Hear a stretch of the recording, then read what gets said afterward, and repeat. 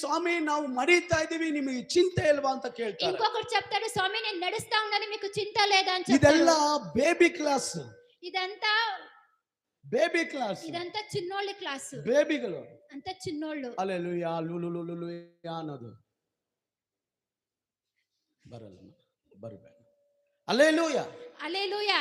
ದೇವರು ಹೇಳ್ತಾರೆ ನಿಮ್ಮನ್ನು ಎಷ್ಟು ದಿನ ನಾನು ಸಹಿಸಿಕೊಳ್ಳಿ. దేవుడు చెప్తాడు నేను ఎన్ని దినాలు మిమ్మల్ని సహించాలి. ಕೆಲವು ವಿಶ್ವಾಸಿಗಳು ನೋಡ್ರಿ, కొన్ని విశ్వాసాలు చూడండి, ಅವ್ರು ಗಿಲ್ಬಿಟ್ರು, వాళ్ళ గిల్లిస్రి, ಅವ್ರು ಹಂಗನ್ಬಿಟ್ರು, వాళ్ళు అలాగన్నిస్రి, ಇವ್ರು ಹಿಂಗನ್ಬಿಟ್ರು, వీళ్ళు ఇలా ನಾನು గన్నిస్రి, ಚರ್ಚಿಗೆ ಹೋಗಲ್ಲ, నేను సంఘం ನಾನು పోయేదు, ಆರಾಧನೆ ಮಾಡಲ್ಲ, నేను ఆరాధన ನಾನು చేసేదు, ಸೇವೆ ಮಾಡಲ್ಲ, నేను సేవ ನಾನು ಅಲ್ಲಿಗೆ చేసేదు, ಹೋಗಲ್ಲ, నేను ఆడకు ನಾನು పోయేదు, ಇಲ್ಲಿಗೆ ಹೋಗಲ್ಲ. నేను ఈడకు పోయలేదు.